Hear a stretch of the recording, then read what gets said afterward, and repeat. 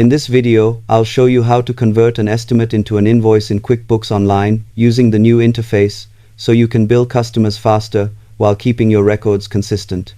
Start by opening the Sales menu from the left panel and moving into the Estimates tab, where all your quotes are listed with statuses like pending, accepted, or closed.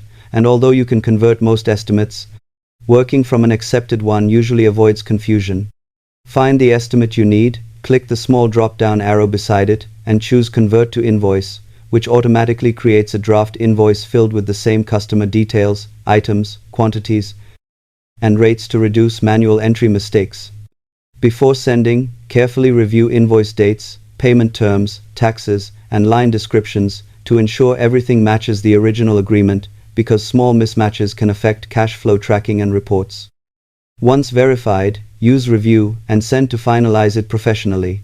Subscribe for clear tech tutorials and honest software walkthroughs every week.